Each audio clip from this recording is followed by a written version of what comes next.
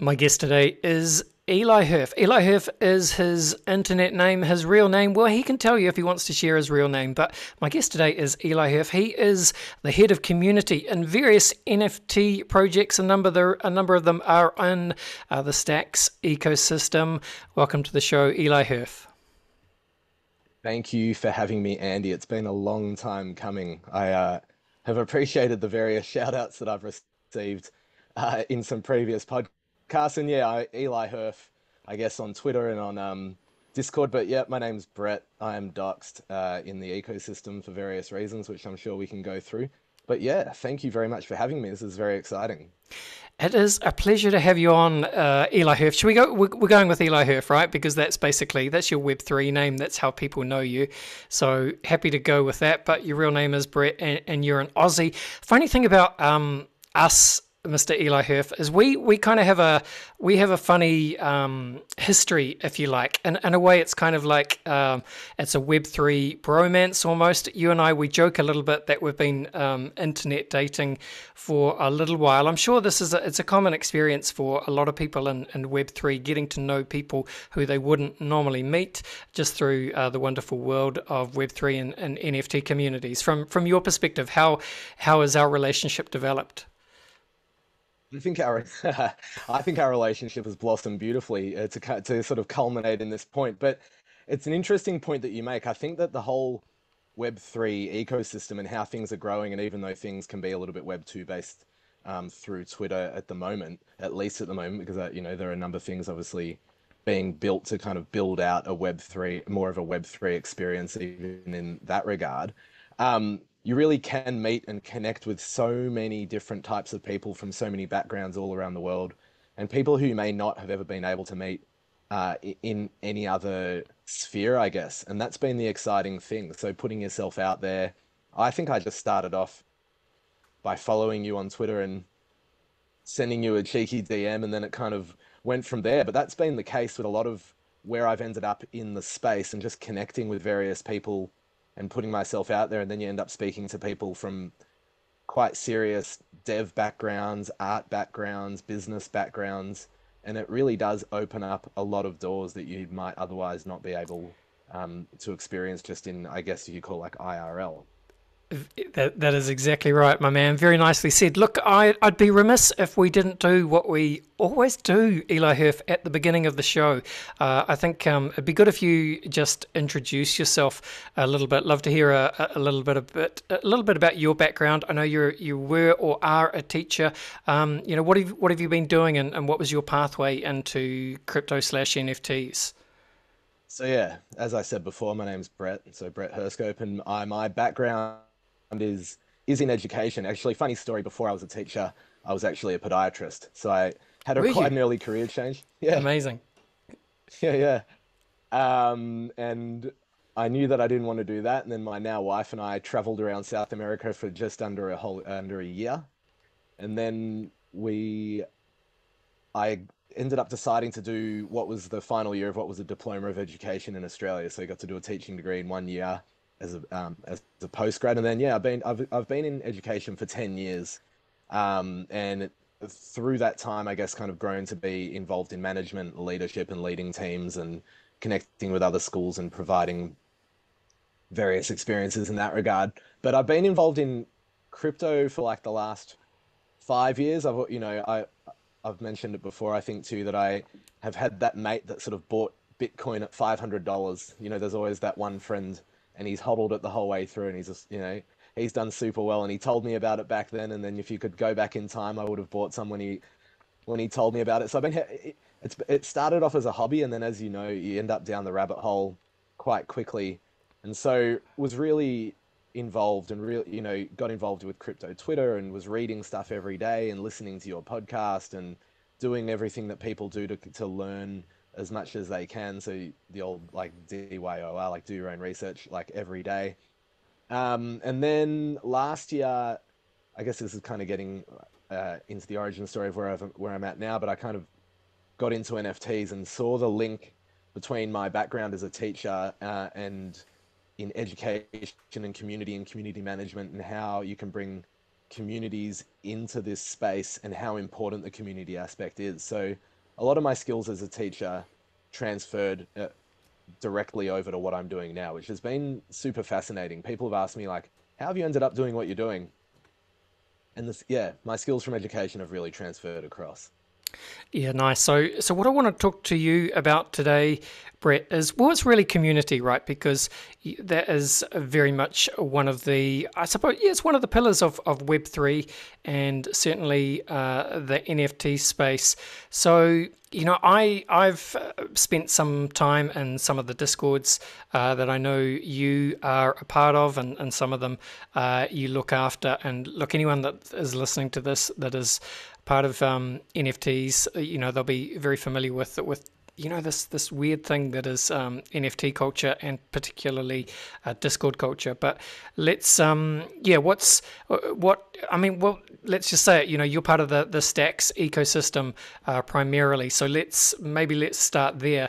Like how did you first become involved in the community side of NFTs, and also what's the kind of the Stacks origin story for you? Why Stacks? So it's interesting. I suppose before it was Stacks, it was ETH, and I guess everybody kind of cuts their teeth in the Ethereum ecosystem, mainly because that's the everyone's heard of it. Well, everyone who gets into it or you're on crypto Twitter, like the majority of what you research and see is on Ethereum, and so then you kind of explore OpenSea, and that a lot of people think that that is what NFTs are, and ETH gas fees are kind of just what you have to pay. But I suppose the more that you dig into it and the more that you see, there are lots of other things going on. But my story didn't actually start in Stacks. It started on Ethereum with a project which is going well today, called Cosmodinos. And I just started following them on Twitter. I thought the art was cool, and then I noticed that from their communication, I noticed that their English couldn't have been their first language.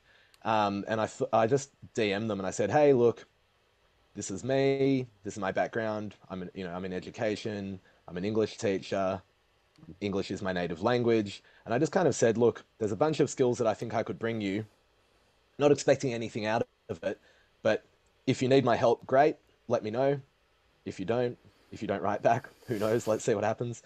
But they were really, really willing and really thankful for that input and for that assistance.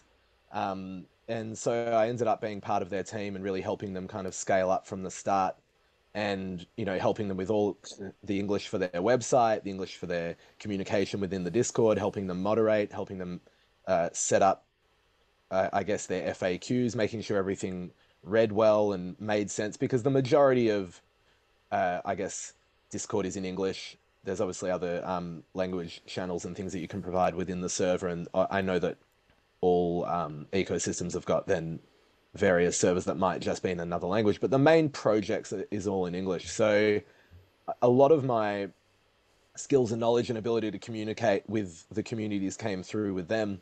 And then I started looking around and at other ecosystems. I had a look at Tezos, and I, loved that ecosystem just because it's a lot more art based and less, I guess, traditionally project based.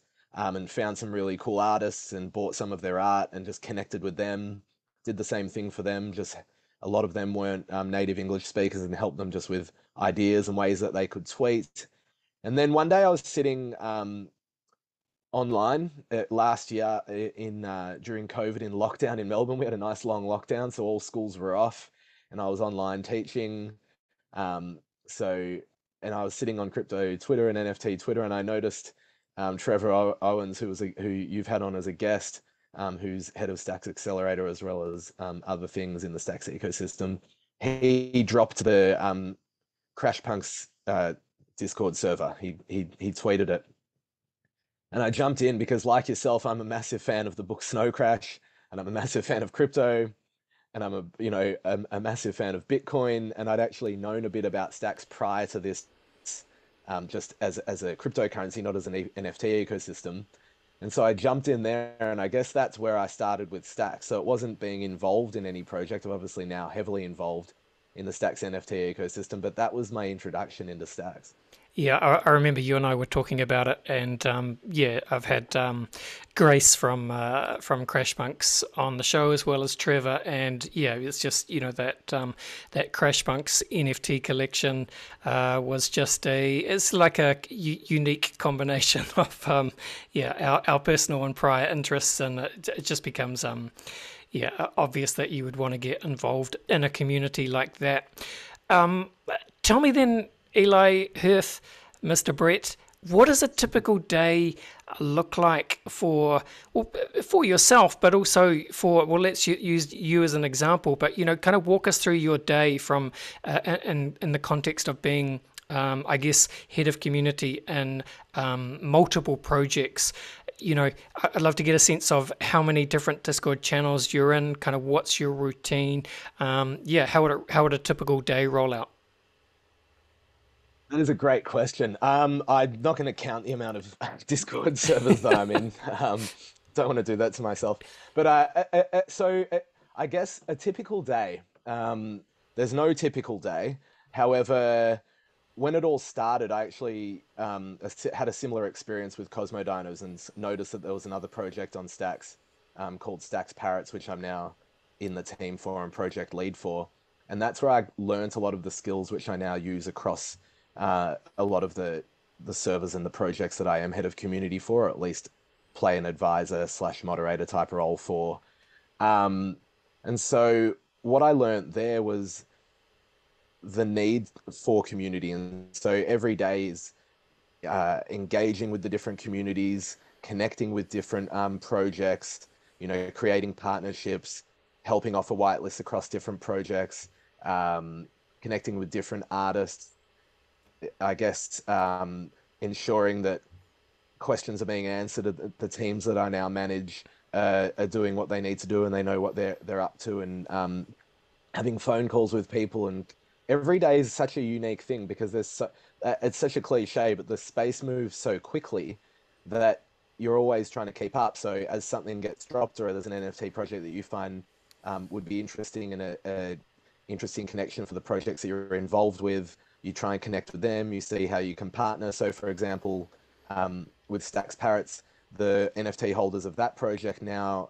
can connect their NFT into another project called Project Indigo, and then their NFT helps them yield TOX, which is a token in that game.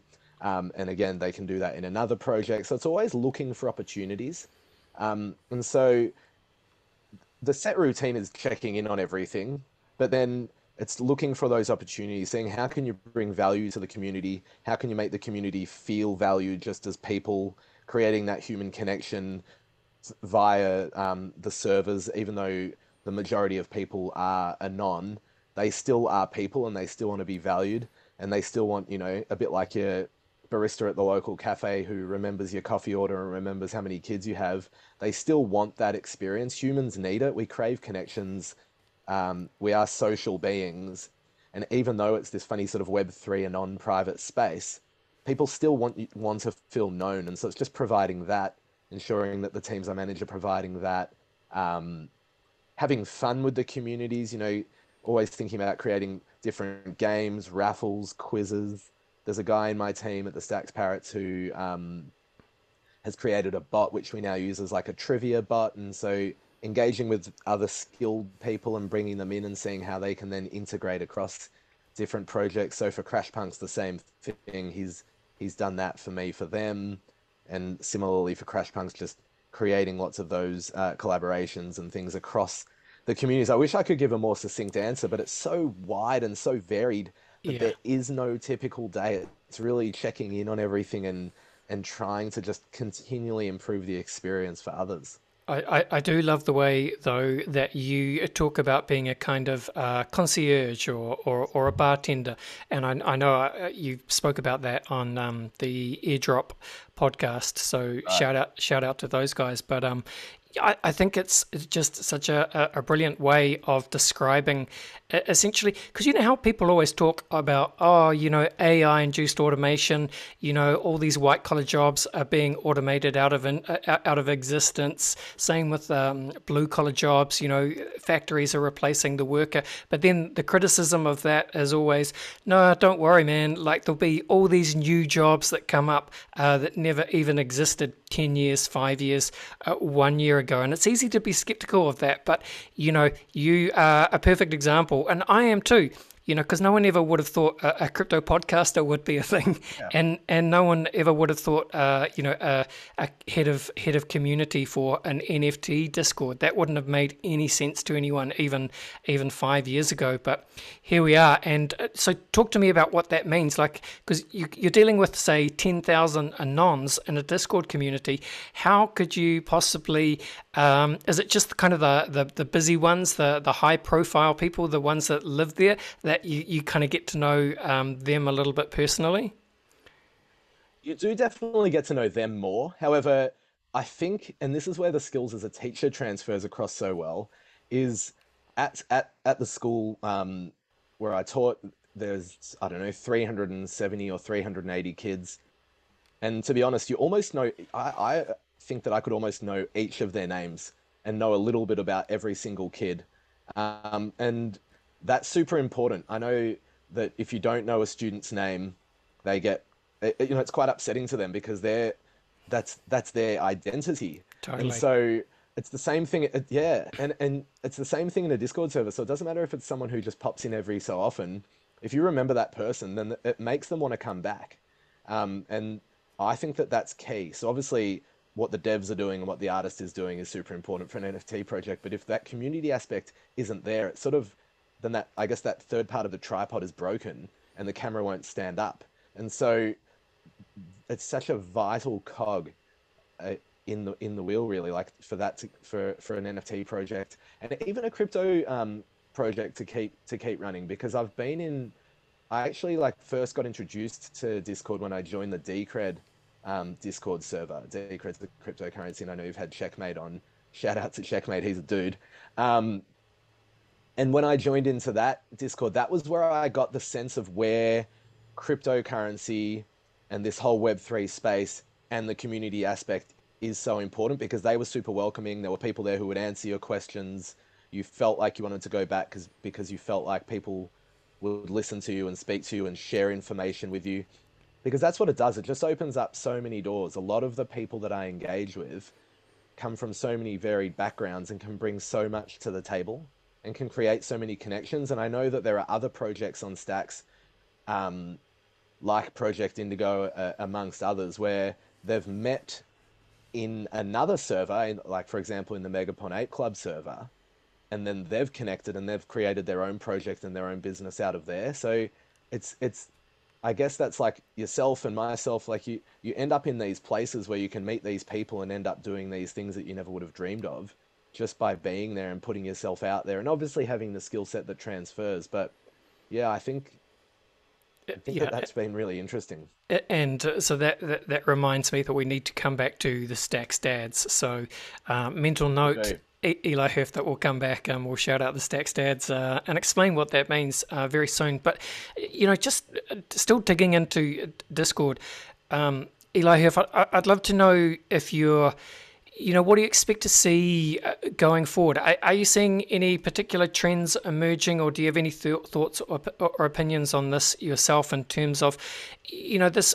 What I find is, and I'm sure you will relate to this, and anyone else in NFTs will relate to this as well. Just the difficulty of keeping up with a multiple, you know, just a different amount of Discord communities that you're in, and the more NFT communities you're in, the harder it is to keep up, and it does just become overwhelming because all these communities, as you know, they're becoming much more complex in terms of you have to stake your assets and, you know, complete all these different tasks sometimes, and that is a demanding. Well, it's just it's hard to do, let alone people that are just starting out in the space, and like, the whitelist grinding, that just depresses me. All that kind of stuff. I get that maybe if you're like a 16-year-old just starting out, it is a viable path into crypto for sure. So I guess what I'm saying is, when does it all get too much? How are you monitoring your mental health? How can I monitor mine? What do we need to kind of keep on top of all this going forward? Yeah, it's such an interesting point, isn't it? I think it is vital. So, mental health. If your mental health isn't there, you can't do any of this. So, yeah, it's really interesting the whole whitelist grind and do this and bake a cake and sing a song and video yourself doing this to get a whitelist. Sometimes I think it is too much, and I think that that's why you need to find communities that you really connect with, and that's why I really do love the Stacks ecosystem because there doesn't seem to be that people aren't you don't it's not just a server full of like people typing when moon and gm and what's the floor price. It's a little bit more sophisticated than that, and so I guess that's why I've really found my niche and my love in this area because you've it does it sounds really cliche, but it does feel like much more of a caring community, and it does feel like people know each other. People aren't forcing each other to do things to get whitelists. People are much more willing to help and answer questions for people who are new. Um, like the Stacks Dads, shout out to the Stats Dads. Like there are spaces in the Stacks ecosystem where people are just, like we mentioned before, willing to connect on a much more human level, even if they're a non or whether they are or not. And so that's my advice to people is if you're in a server and you're feeling overwhelmed and you feel like you have to get to level 20 to get a whitelist spot and then you don't even know what that means and you just then I don't know if that's the right thing for you. That's not how I like to do it. I've left so many servers due to that where it's just a million and one notifications and a million and one announcements and you don't know what's going on and everyone's typing stuff that you can't follow the chat and the chat's moving too quickly. Maybe I'm showing my age a little bit, but like it's not for me. So my advice to people is to find a server that you do connect with and a project that you connect with and that it suits your pace and you like the art and you're willing to ride it to zero as well. You've got to be putting your time and effort into somewhere where you're willing to kind of, I guess, you know, it is all a risk. It's all volatile, and some will go well and some won't. You need to be prepared for that. And so, if you're in a server and it's stressing you out, my advice is to turn notifications off and wait, or actually just leave it. That's the best thing you can do for your mental health. And yeah, like find that place, find that project where it gives you that balance and it doesn't make you feel overwhelmed, which is easier said than done, Yeah. but it's definitely doable. Great advice. I very much agree with that, and I've effectively taken that approach myself this year because I just kind of looked at the NFT space and was like, man, I have my kind of select projects that I'm happy with and I believe in. Like you say, I'm happy just to kind of hold them forever and either ride them into the ground or to the moon. But that's it really. I don't need to kind of jumble up my mental space with extra stuff. I'm happy with where I am, and I think that approach makes sense. It's like make some high conviction plays on stuff that you believe in, and get really involved. Support the team, support the other members of community, get involved, and be passionate about it. And forget everything else. I think that's a good approach.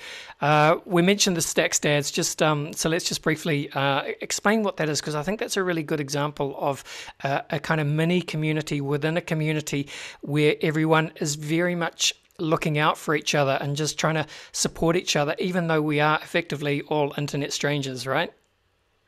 And it sort of harks back to being a kid and my parents saying, don't talk to strangers and don't chat to people that you don't know on the internet. But here we are. It's definitely a very different space. No, the Stacks Dads are great. I guess it started off with a couple of guys who are in the Stacks ecosystem. So Aaron in Alaska and Longstreet, who actually has dropped some music and some photography on Stacks and does great stuff. And we just wanted a space where people could really just be themselves. I think the whole group is doxed. Not that you had to be to do it, but people are willing to share and to listen. And it's also a really interesting space because I'm a dad of young kids. You're a dad, and we are real humans, like we talked about slightly earlier. And we want that human connection. We want a place where we can be honest, get things off our chest, motivate each other to do things, find out interesting information, um, and that environment. Not saying that everyone's going to join in the Stacks Dads, but creating a server with a bunch of people that you connect with from within a project can be a really handy thing for your mental health and for your experience in the NFT ecosystem, because then you also have a smaller group of people that you do trust and that you can, I guess, take recommendations from, and not be on Twitter and seeing everyone shilling everyone. And, it can be a little bit more of a refined uh, thing for people to experience and like give proper advice and ask for information where the people that are going to be giving you that information are going to be, you know, people that you trust and giving you information that you can take more seriously, because it can be, there's a lot of stuff going on crypto Twitter. There's a lot of stuff going on NFT Twitter, and that's the same thing. Don't follow everyone. It's like you can't be in every server. Follow the people that that you think provide the good information. Like really, like refine your search, and that's what the Stacks Dads is like. It's like refining our search to be like with the people that we want to experience all of this with, and people that we connect with, and also providing that support for dads. Because on a completely different note, away from this whole, I guess, sector, is that dads, there's a lot of support for mums when mums have newborns and stuff, which is fantastic and totally necessary. But support for dads and men's mental health is still a very evolving space. So I'm glad that we've created that, because it feels like a nice safe space for that. But the kind of whole lesson around that is creating that safe space in a space that can be wild and can be scammy, and there's people out there who have, ill intentions. So it is trying to kind of find a way to move away from that. Yeah, very well said, and I very much agree. And also, for anyone in crypto, I'm sure most people are smart enough to know this, but you got to balance out that kind of an intense time in those really busy servers and communities, and being on crypto Twitter with kind of some smaller groups that are maybe a slightly more chilled pace. And also, Brett, it's kind of counterintuitive, but what I've noticed with something like Stacks Dads, which I'm in the community, it's such a small little community, which is kind of why it's good as well, because sometimes small communities are good, but it's counterintuitive. But sometimes you can almost be more honest. You can share things that are a little bit more personal, more easily with just another group of dads that you don't necessarily know in real life. Do you know what I mean?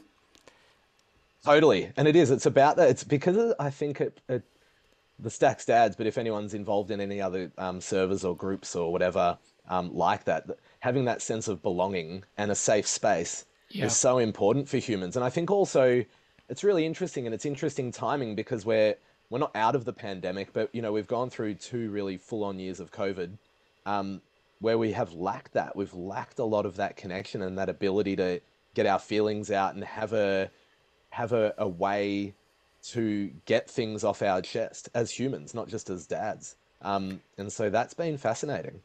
do you? I recall that.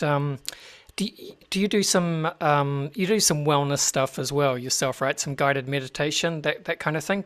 Talk to me about that. I do. I remember you popped into one. That was with another project I'm not involved with anymore. I was helped them out in the early days. But yeah, I was trained again. This is, I guess, where skills and have been transferred from being in education. I had done quite a big professional development in kids' well-being and mindfulness meditation, but all of that just translates across to adults as well. Just Of depends on, course. the word choice. And so yeah, definitely I practice meditation every day. I try, even if it's for 1 minute or 5 minutes, or if I've got time to do half an hour. I always like I exercise a lot. I know that's not everyone's kettle of fish, but it's not, yeah, everyone can find at least a minute to just like stop and breathe. And in this space, it's so fast. Like you've heard it, and people have said it on your podcast about how, a day feels like a month and a month feels like a year.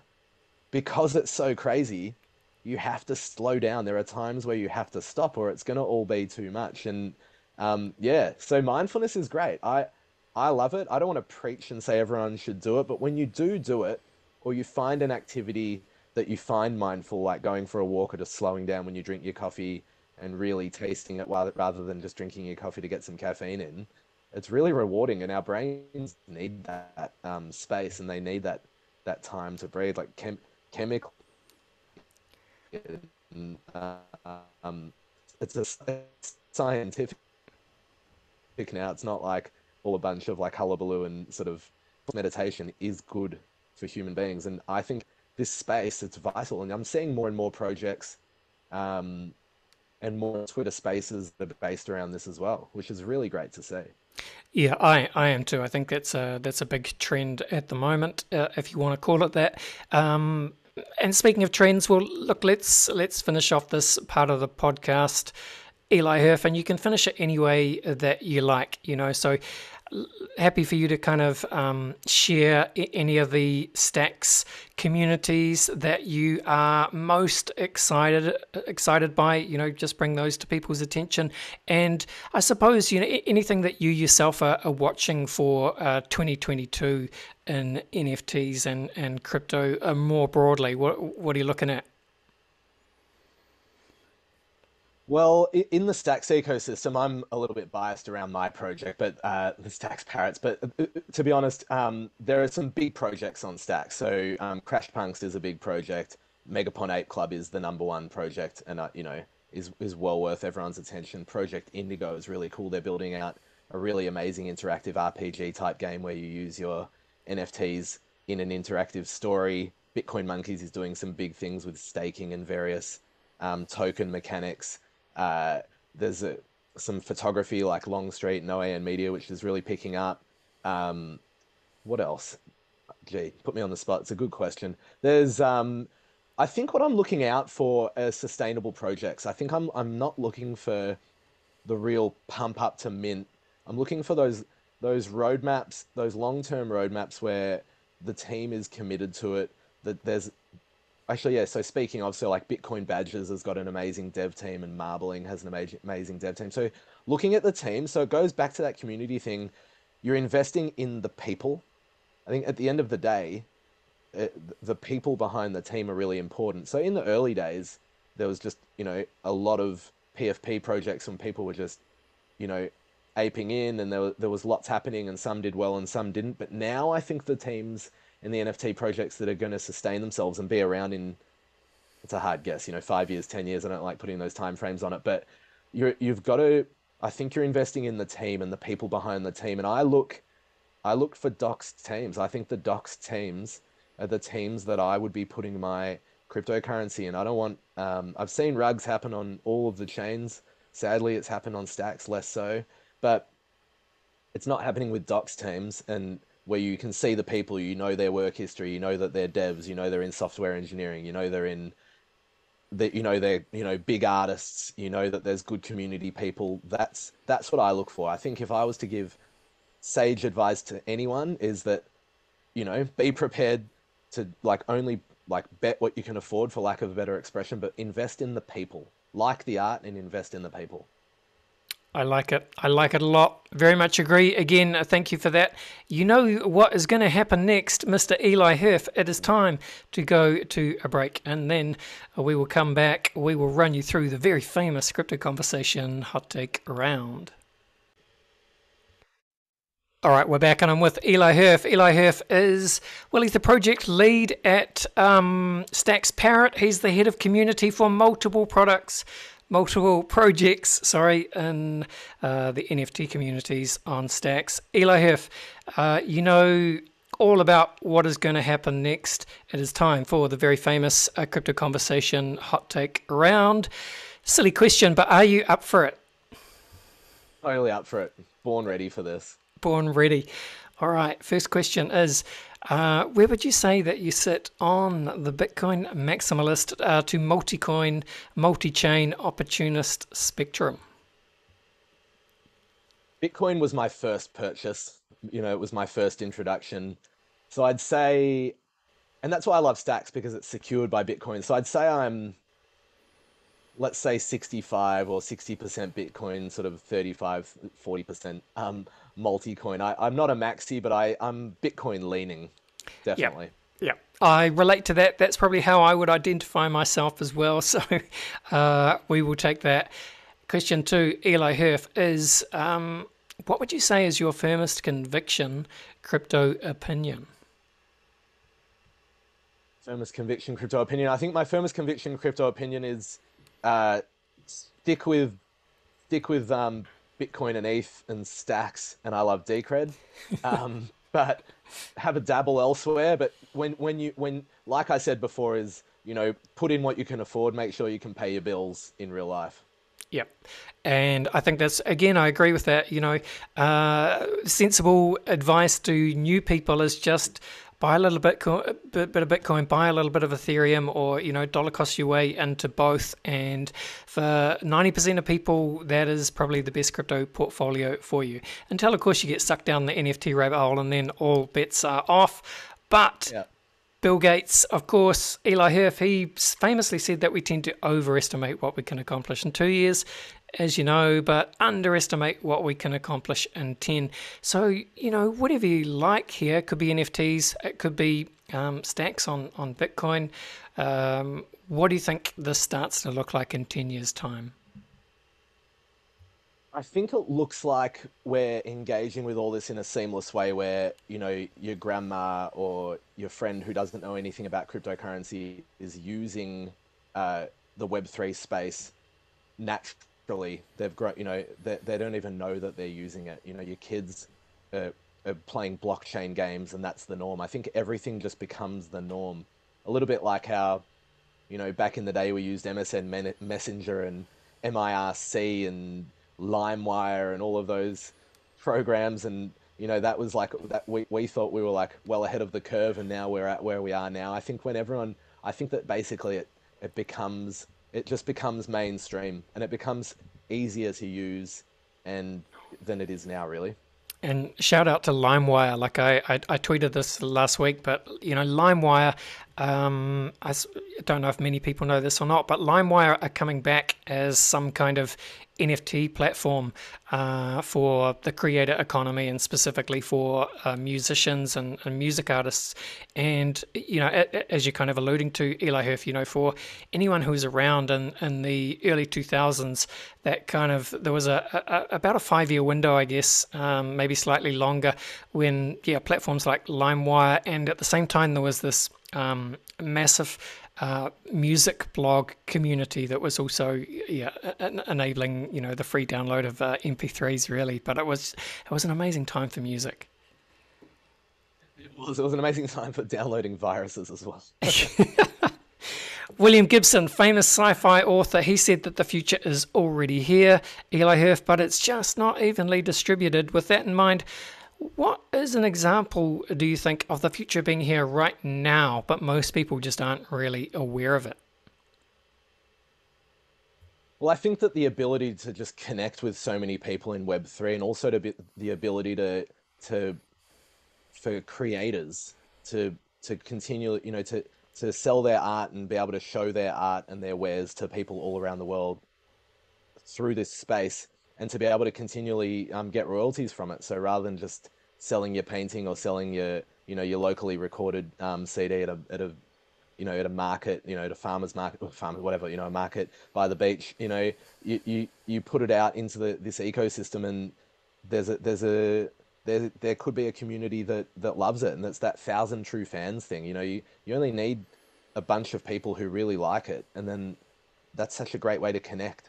And I think that particularly for creators, that it's such an amazing space, and then you continually get rewarded. We hopefully have that like no more kind of starving artist thing because of this NFT space. 100%, 100%. All right, Eliherf, time to zoom out, time to get a little bit weird. Just for a second, what do you see as a long-term future for the human race? Do you see dystopia or utopia? You know me, I'm eternally very I'm an optimist, so I'm going to go with utopia. I think unfortunately at the moment, global events and things are challenging humanity a bit, but I think that we'll pull through. I think overall, like I've been talking about this whole time, community and humanity will pull through. So I'm going to go with Utopia. I like it. Yeah, it's always my default answer as well. You got to be. There's no point in being negative or pessimistic about these things. You have a much better time if you're an optimist. Here's a curveball for you, Eliherf. How many Crypto Conversation podcasts do you think you've listened to? Should I be a fanboy? Gee, great question. Almost all of them. How many have you done? It's 200, maybe it's a guess, but around 230 probably. But this is going back probably 3 years. Were you around in the beginning? Yeah, I was. I reckon I've listened to about 200 of them. Oh, that's slightly embarrassing for you, but I love it. You very, very much appreciate any long-term listeners to the show. Finally, though, Eliherf, what is your favourite science fiction book, film, TV show, or universe? Be remiss of me not to say this, but yeah, Snow Crash. I love it.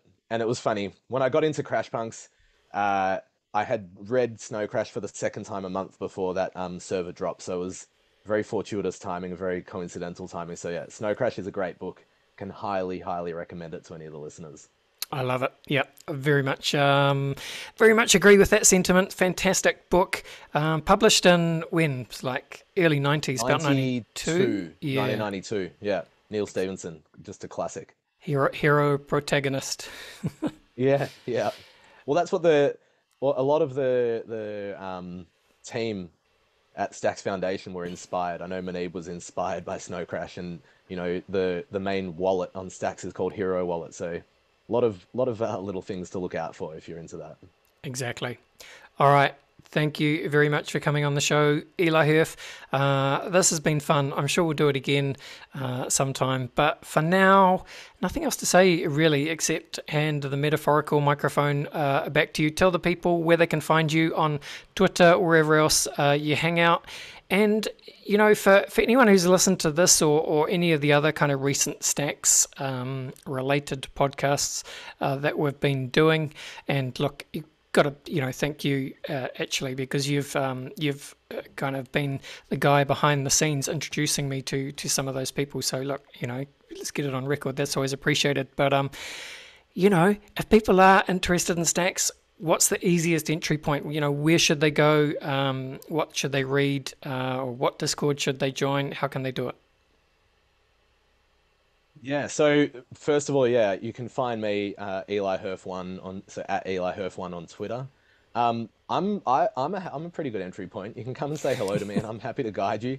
I'm across a bunch of the servers, so you'll find me in the CrashPunk server, head of community, Stacks Parrots server. I guess my role is considered project lead. I'm in the various can't speak English now. Various marketplaces on Stax, so Stacks NFT and Byzantium, they're the dudes you had on the other day. Project Indigo is great. Megapon Ape Club is an amazing place to come and have a look. It's obviously a little bit more of an expensive entry point. Bitcoin Monkeys is doing cool things. But yeah, jump in, say hello. I'm more than willing to answer any questions that you've got and guide you. There's a lot of other projects. There's, some DeFi projects popping up. So Alex Go is a big one on Stacks at the moment. So if you just type, Stacks Foundation has a great website as well. I'm sure you could pop it in the show notes. A good read about Stacks and how it works and how it is secured by Bitcoin, because it can be a little bit tricky to get your head around at the start. But there's a lot of reading to do and a lot of people to meet. And my main advice always at the end of this is make sure that you're having fun with it as well. Wise words. I like it. That seems like a very nice place to finish. Thanks for listening, folks. Make sure you have fun with it, and make sure you take time out for your mental health. All the best, Eliherf. I'll see you on Twitter. I'll see you in Discord. See you in Stacks Dads. All the best, and bye for now. Thank you. All right, there you go. That was Eliherf, head of community, various Stacks projects, and Stacks on Bitcoin NFT ecosystem. And as you may have worked out from listening to this podcast. Yeah, Eliherf and I guess we're kind of internet NFT buddies, so we were just joking at the end of the show that it was about time we did this, and very much enjoyed just having a casual chat to my man Eliherf, learning a bit about what it takes to build and run an NFT community. So I hope you got something out of that. I hope you enjoyed that, and well, congratulations, you have reached the end of the show. That is very much it for today. If you did enjoy the show, don't forget to do what I'd love you to do, which is go to Apple iTunes or the Apple iPodcast app, Apple iPhone podcast app. Give us a 5-star rating, even a nice review. You know how we do. All that good stuff. Would always appreciate it. But for now, thanks for listening, and see you next time. This was the Crypto Conversation for Brave New Coin. See ya.